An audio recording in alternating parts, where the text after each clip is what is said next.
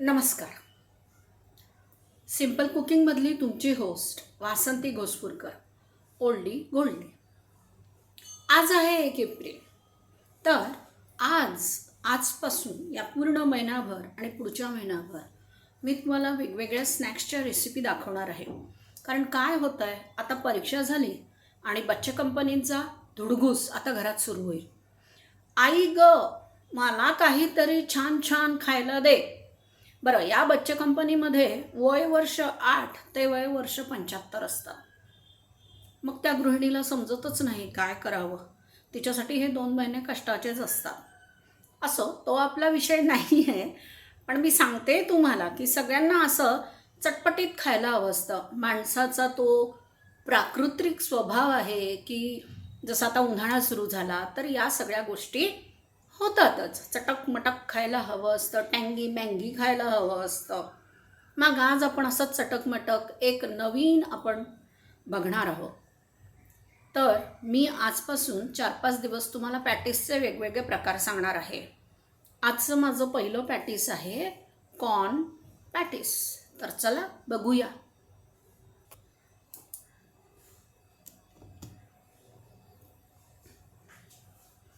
Corn patties करण्यासाठी आता ही कढई ठेवली आहे. आपल्याला करायचं आहे कॉर्नचं म्हणजे हे करायचं आहे भरण्यासाठी, पॅटीसमध्ये भरण्यासाठी आपल्याला त्याचं बॅटर करायचं आहे. तर आता बघूया. हे कढईत तेल टाकलं आहे मी. तेल तापलं की मग आपण त्याच्यामध्ये सगळे आपण पुढची प्रोसेस करू. या कॉर्नचं बॅटर बनवण्यासाठी मी हा ठेचा करून घेतला आहे. हिरवी मिरची, लसणाच्या 3 पाकळ्या, थोडी कोथिंबीर, जिरं, मीठ आणि आलं एवढंच टाकलं आहे. आलं अगदी थोडं टाकलं आहे, अर्धा इंच. आणि ही चटणी करून घेतली. आता दुसरी गोष्ट, माझं हे कॉर्न, हे माझ्याकडे फ्रोझन कॉर्न होतं. हे कॉर्न मी मिक्सरमधनं बारीक करून घेतलं आहे. या बॅटरसाठी आपल्याला शेंगदाण्याचं कूट लागणार आहे, असं आबडधोबड, आणि ओल्या नारळाचा चव. तर आता आपण सुरुवात करूया. तेल मला वाटतं तापत आलं आहे. तेलात मी टाकते मोहरी. मोहरी तडतडली की मग आपण याच्यामध्ये हिंग आणि हे जे वाटण केलं आहे हे घालून घेऊ. आता दुसरी गोष्ट असं की बाहेरच्या कव्हरसाठी मी हा बटाटा उकडून घेतला आहे. आणि यासोबत माझ्या घरात ब्रेड होता, तो ब्रेड मी बारीक करून घेतला. तर ब्रेड बटाट्याचा कव्हर मला करायचं आहे, तर ते करताना मी तुम्हाला दाखवणार आहे कसं करायचं. आधी आपण हे बॅटर करून घेऊ आणि मग आपण थांबूया. मग तुम्हाला मी ब्रेड बटाटा एकत्र करून त्याच्यात थोडं मीठ टाकून कणकीच्या गोळ्यासारखं त्याला छान मऊ लुसलुशीत करून घ्यायचं आहे. आणि ते झालं की मग ते बॅटर आपल्याला आपल्या पारीमध्ये भरायचं आहे. तर आता मोहरी फुटायला येत आली आहे, अजून फुटली नाही आहे. मोहरी फुटली की मी हिंग टाकते. गंमत काय असते, उन्हाळा हा नोकरी करणारी गृहिणी आणि घरी राहणारी गृहिणी हा हिंग टाकते. याच्यामध्ये या दोघींना वैतागच असतो. नोकरी करणारी असेल तर बिचारी, तिचं तर काही विचारूच नका. सगळ्या गोष्टी करता करता तिच्या नाकात नऊ येतात. पण हे खरं आहे, कारण रोजची भाजी पोळी खाण्याचा कंटाळा खरंच येतो. यामध्ये मी थोडी हळद घालते. आणि आता हे जे मी कॉर्न मिक्सरवर वाटून घेतले होते हे टाकले आहेत. मी हे थोडे कॉर्न आबडधोबडच केलेले आहेत, जास्त नाही. जास्त मी त्याला बारीक केलेलं नाही. आणि आता आपण हे मिक्स करून घ्यायचं.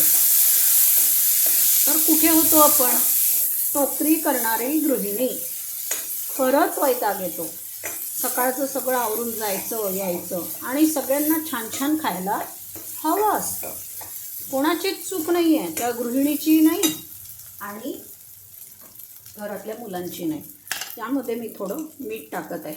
वाटणामध्ये मी थोडं मीठ टाकलं होतं, त्यामुळे मी फक्त आता कॉर्नच्या बॅटरला लागेल तेवढंच मीठ याच्यामध्ये टाकते.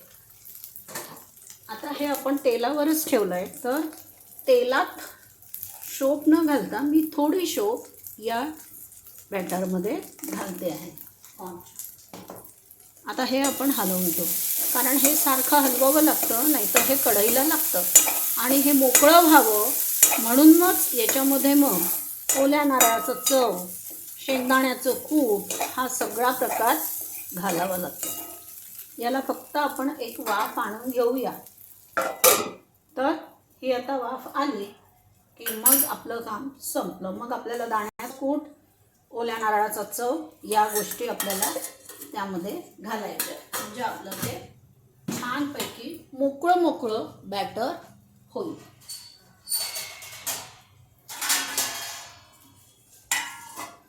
याला जास्त वाफ आणता येत नाही, कारण कॉर्नच्या मध्ये दूध असतं ना, त्यामुळे ते चिकटतं. हे बघा, हे कढईला खाली लागतं. आता मी यामध्ये थोडं दाण्याचं कूट टाकत आहे. जसं आपण साबुदाण्याची खिचडी मोकळी व्हावी म्हणून कूट टाकतो, तसं दाण्याचं कूट आणि थोडा नारळाचा चव मी यामध्ये घालत आहे. आता हे बॅटर हे सगळं कालवून आपल्याला बघायचं आहे कसं दिसतं. कॉर्न पॅटीस म्हणजे कॉर्न पॅटीस, कॉर्नची चव या बॅटरला खूप छान येते. आणि हे असं छान म्हणजे मऊसूत, जसं आपलं पुरण होतं ना, पुरणासारखं हे बॅटर व्हायला हवं. म्हणजे ज्यावेळेस आपण ते पॅटीस तेलावर गरम करतो त्यावेळेस ते बाहेर निघत नाही. तर हे आता चांगलं व्यवस्थित झालेलं आहे बॅटर. आणि याच्यामध्ये फक्त कॉर्नलाच वाफ येऊ द्यायची होती. ती एक वाफ आपण कॉर्नला व्यवस्थित येऊ दिली आहे. त्याच्यावर आता मी झाकण ठेवते. यात पाणी वगैरे काही टाकायचं नसतं. तर अशा प्रकारे हे आपलं बॅटर तयार झालं आहे. आता हा जो उकडलेला बटाटा आहे, हा उकडलेला बटाटा मी थोडासा इथे घेते. हा छान टाईट उकडला आहे. आणि याच्यामध्ये मी हे ब्रेड क्रम्स जे घेतले होते ते टाकते, कारण मला अगदी याचं असं छान मसूत कणकीच्या गोळ्यासारखं इथे व्हायला हवं आहे. त्यामुळे हे टाकते. याच्यामध्ये आपल्याला थोडंसं मीठ घालून घ्यायचं आहे. हे थोडं मीठ मी घातलं आणि आता मी हे मळून घेणार आहे. याला थोडा तेलाचा हात लावावा लागतो. या बॅटर खालचा गॅस मी बंद केला आहे.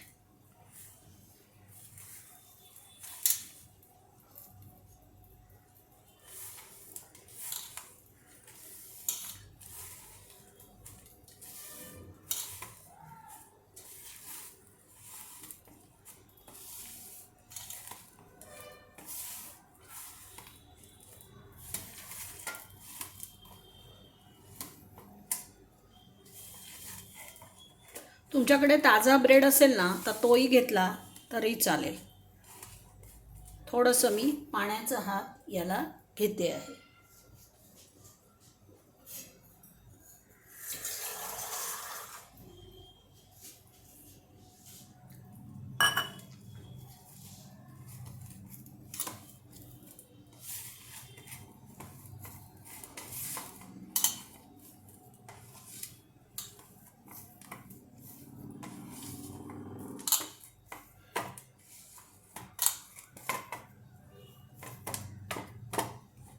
आता हा गोळा वळून झाला की मी पुढे तुम्हाला सांगते. आता बघा, हे माझं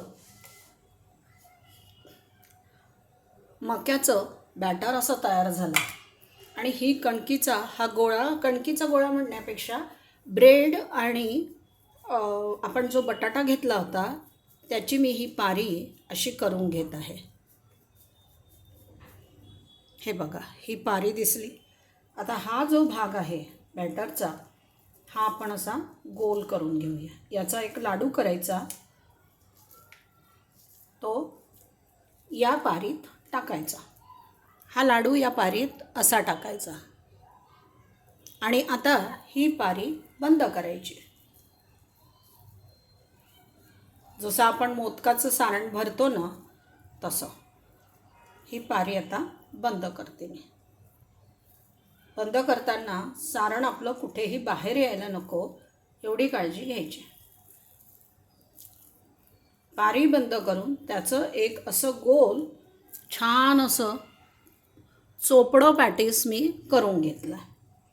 आता मी याच्या खाली गॅस लावतो. हे पॅटीस आता मी ही मैद्याची स्लरी करून घेतलेली आहे.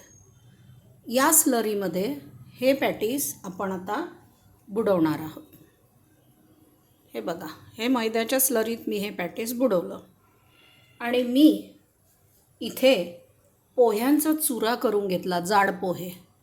त्या जाड पोह्यांच्या चुऱ्यात मी हे पॅटीस भिजवत आहे. हे एकदा स्लरीत टाकलं, नंतर पोह्यांच्या चुऱ्यात टाकलं. आता पुन्हा एकदा मी हे पॅटीस या स्लरीत बुडवते आणि पोह्यांच्या चुऱ्यामध्ये हे पॅटीस मी पुन्हा दाबून घेते. आता हे पॅटीस सगळीकडून बंद झालं आहे आणि आपलं पॅटीस पोह्यांच्या चुऱ्यामध्ये बुडवल्यावर असं दिसतं आहे. तर आता हे तेल गरम झालं की आपण त्यामध्ये हे पॅटीस ठेवणार आहोत. याला जास्त काही खूप आपल्याला तळायचं वगैरे नाही आहे. तर हे माझं पहिलं पॅटीस जे आहे, जे मी आता तयार करून घेतलं, हे बघते तेल तापलं आहे का. हे तेल तापलेलं आहे. आता यामध्ये गॅस कमी करून मी हे पॅटीस इथे ठेवत आहे. यावर आपण आता असं हे गरम तेल टाकून घेऊया.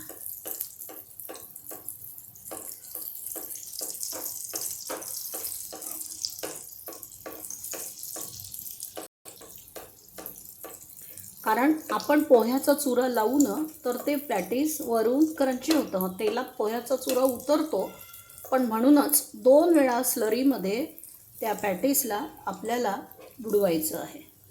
आता हे पॅटीस मला उलटवून घ्यायचं आहे. खाली खूप जास्त त्याला करायचं नाही.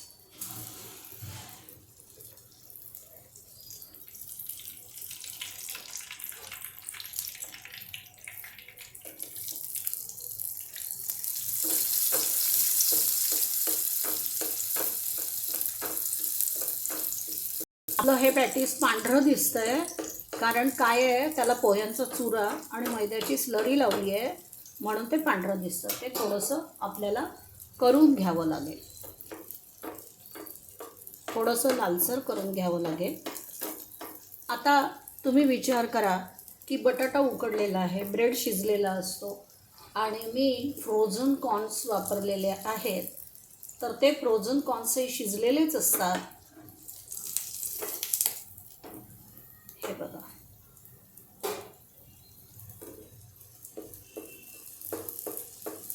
त्यामुळे याच्यात कच्चं राहण्याचा काहीच प्रश्न नसतो. खोबरं आणि शेंगदाण्याला थोडी वाफ लागली की ते होऊन जातं. तर अशा प्रकारे आपलं हे एक पॅटीस तयार झालं आहे. आता दुसरं पॅटीस मी तुमच्यासमोरच स्लरीमध्ये बुडवलं होतं आणि आता हे लाल झालं आहे. हे आपण काढून घेऊया. हे पॅटीस बघा असं दिसतं. आता मी हे काढून घेते आणि यामध्ये मी हे दुसरं तयार केलेलं पॅटीस टाकत आहे गरम तेलात. हे पण आपल्याला असंच करून घ्यायचं आहे.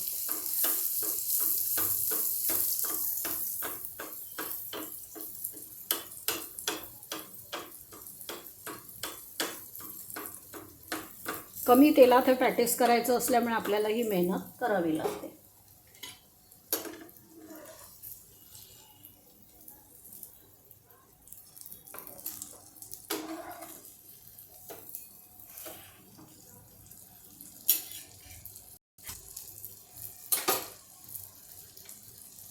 हे तिसरं पॅटीस मी आता करून घेते.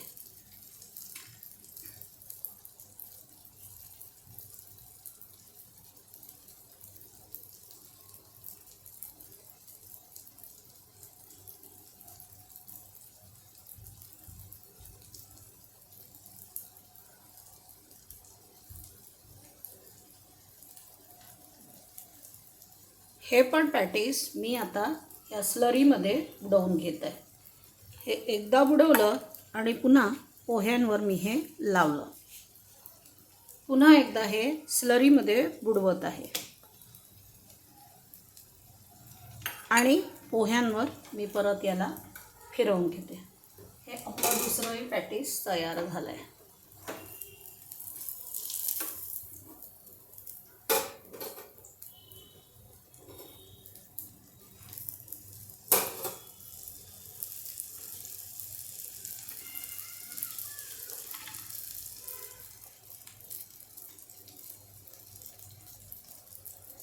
दुसरं पॅटीस मी आता काढून घेते.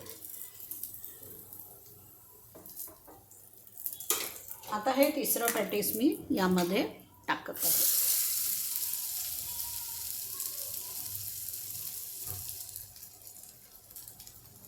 आता मी दुसऱ्या भागामध्ये तुम्हाला पॅटीसचं डेकोरेशन सांगणार आहे.